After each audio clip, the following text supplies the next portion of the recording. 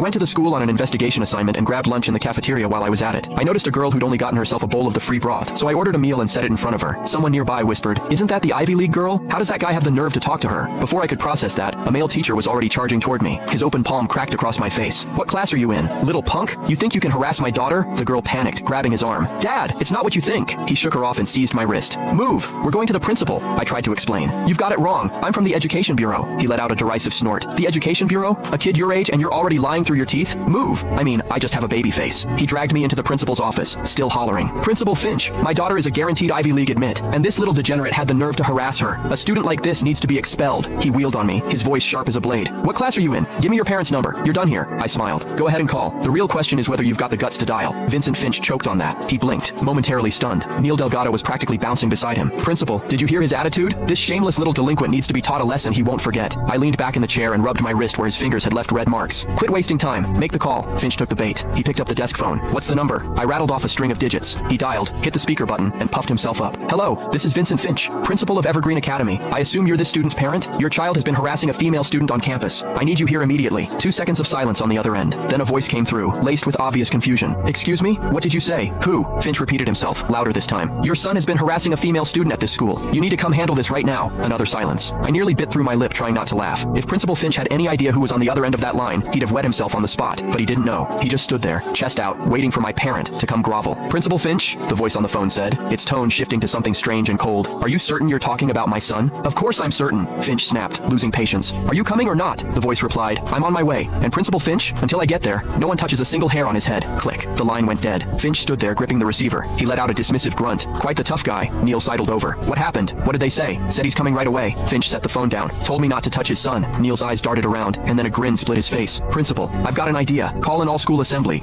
Make this little punk apologize in front of the entire student body. Kill the chicken to scare the monkeys. Let every boy with wandering eyes see what happens." Finch hesitated. "Isn't that a bit much? A bit much?" Neil's voice pitched higher, shrill with indignation. "My daughter is ranked first in the entire city on the practice exam. She's the crown jewel of this school. If we don't deal with scum like this, what's next? Open season on her?" Finch nodded, about to speak, when Neil reached over and grabbed a fistful of my hair. I caught his wrist and twisted. Hard. "Ah!" he yelped, the color draining from his face. "I can walk on my own." I let go and looked at him calmly. Neil clutched his wrist, my steady gaze forcing him back half a step. The obscenity on the tip of his tongue died in his throat. He hadn't expected me to fight back. He definitely hadn't expected me to be that strong. In the corridor, he walked ahead of me, glancing back every few seconds to glare. His mouth, though, never stopped running. Shameless little punk. No manners, no upbringing. I stopped walking. He stopped too, eyeing me warily. "Watch your mouth." My voice was quiet. He flinched back half a step, his lips trembling twice before he swallowed whatever he'd been about to say. Principal Finch called from behind us. "Let's go. Let's go. The whole field is waiting." The athletic field was packed. Over 2,000 students stood